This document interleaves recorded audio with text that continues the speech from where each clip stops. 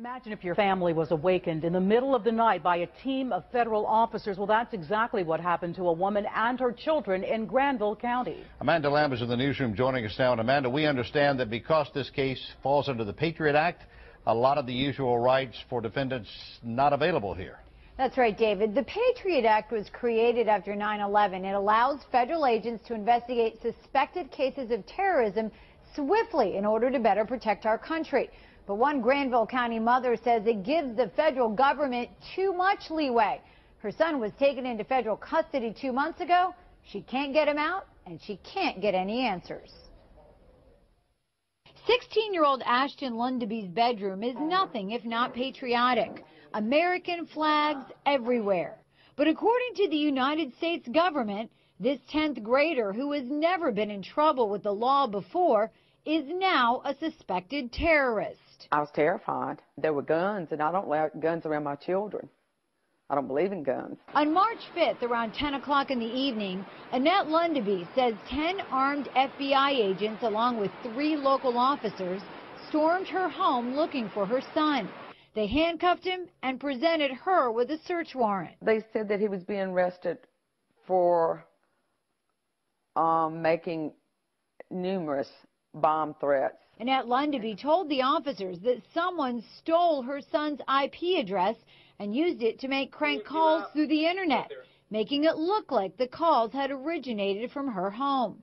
She says the FBI's extensive search of her home turned up nothing. No bomb-making materials, not even a blasting cap, not even a wire, not even, I mean, I don't even know how to make bombs, but they didn't find anything. The teenager was taken to a juvenile facility in Indiana, where the bomb threat was supposedly made. His mother has had little access to him since his arrest. She says the Patriot Act stripped her son of his right to due process. And we have no rights under the Patriot Act to even defend them, because the Patriot Act supersedes, basically, is superseding the Constitution. There's nothing a matter of public record.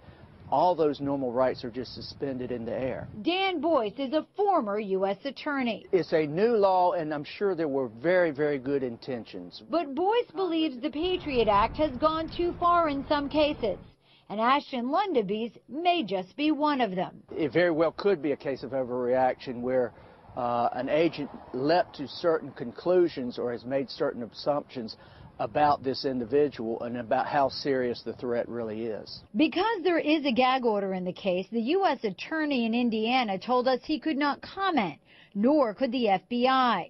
The North Carolina Highway Patrol did confirm they assisted the FBI with its operation at the Lundeby home on March 5th. Never in my worst nightmare did I ever think that it would be my own government that I would have to protect my children from. This is the United States, and I feel like I live in a third world country now. Lundeby says this type of case is not what the Patriot Act was intended for. Boyce agrees.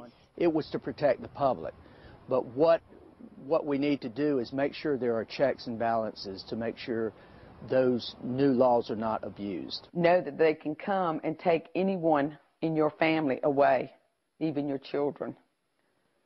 And they don't have to be guilty. Lundeby says her son is scheduled to have a hearing at the end of May, but she is not hopeful it will happen because the date has already been moved multiple times. And we will continue to follow this story. David? Amanda Lamb, thank you.